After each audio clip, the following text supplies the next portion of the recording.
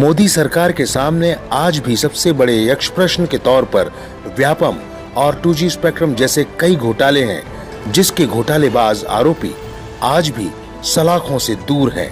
2 साल हुआ मोदी सरकार को पावर में आके।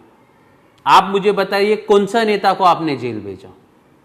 2G घोटाला हो या CWG घोटाला हो, कांग्रेस सरकार ने इनको जेल भेजा।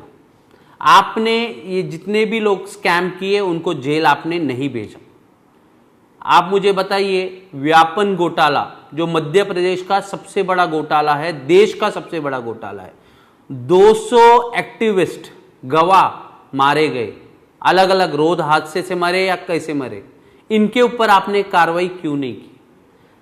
राजस्थान के अंदर राजस्थान की मुख्यमंत्री वसुंधरा राजे और ललित मोदी की जो लैंड डील और बैंक ट्रांजैक्शन मिला। ललित मोदी एक भगोड़ा है देश में फाइनेंशियल क्राइम के, उसका संबंध वसुंधरा राजे जी से था, लैंड डील हुआ था इनके बीच में। इस घोटाला को आप क्यों नहीं बाहर कर रहे? महाराष्ट्र के अंदर चिक्की घोटाला हुआ, इनके ऊपर आपने क्यों नहीं बोलते, क्यों कार्रवाई नहीं करते? एकनाथ खड़से जी का लैंड का यहाँ पे घोटाला हुआ, आपने उसको राजीनामा तो दिला दिया मगर प्रोटेक्ट किया, इनके ऊपर आपने क्यों कार्रवाई नहीं की? अगर आप सही में कहते हैं कि मैं ईमानदार हूं और मैं घोटाला जो भी करेगा उसको जेल भेजूंगा, तो ये आपके पार्टी के मेंबरों के ऊपर भी लागू होता। अगर आप सही में आपके बीजेपी के जो लीडर है उनके जो घोटाला है उनको आप बाहर करोगे और इनको जेल जब भेजोगे, तब देश की जनता को यह लगेगा कि प्रधानमंत्री जो बोल रहा है वो सच बोल रहा है। सभी लोग ये मान्य करेंगे, देश की जनता ये मानती है कि प्लेग्राउंड RG जो होता है और PG होता है, इसमें कोई कमर्शियल एक्टिविटी आज तक हुआ नहीं, मगर आज पूरे देश में जितने गार्डन प्लॉट है उसके बीचों बीच रिलायंस का टावर खड़े हैं। इतना मदद एक व्यक्ति विशेष इनको क्यों दे रहे आप? क्या संबंध है आपका मुकेश अंबानी से? अनिल अंबानी जी को आपने 16 डिफेंस के लाइसेंस दिए। आप कहते हो कि FDI हम लाएंगे, देश को लोगों को एम्प्लॉयमेंट मिलेगा, मगर एक व्यक्ति को 16 डिफेंस का लाइसेंस, अनिल अंबानी जी से आपका क्या संबंध है? अदानी जी के साथ आपका क्या संबंध है? क्यों सरकारी खर्चे पे लाखों रुपया का होटल बिल अदानी जी का क्यों सरकार दे रही है?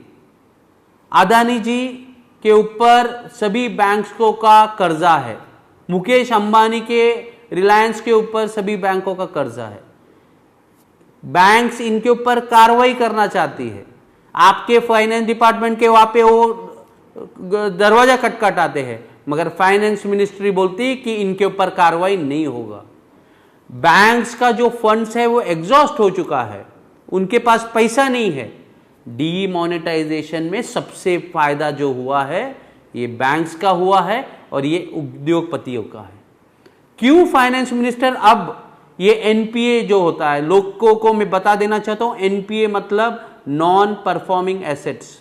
अगर किसी ने कोई लोन लिया है तो उसके जो जगह होती है या घर होता है या इंडस्ट्री होती है, बैंक उसको ऑक्शन करता है, मगर फाइनेंस मिनिस्टर ने ये सभी जितने बड़े उद्योगपति है इनका NPA के एसेट्स को ऑक्शन करने नहीं दे रहे।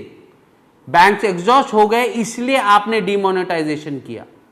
आम जनता को इतना जो तकलीफ हुआ ये इसलिए क्योंकि बैंक में पैसा आए और दोबारा इस देश में कम से कम आप लिख लीजिए, ये जो पैसा आ गया अब कम से कम 50 विजय मल्ल्या इस देश में और बनेंगे और लोग ज्यादा से ज्यादा लोगों से बैंक से पैसा लेंगे और ये देश छोड़ के चले जाएंगे। विजय मल्ल्या का जब रोज पेपर अखबार में आ रहा था कि इनको 10,000 करोड़ बैंकों को देना है और ये देश छोड़ के भाग जाएगा, आप तो फेल निकले।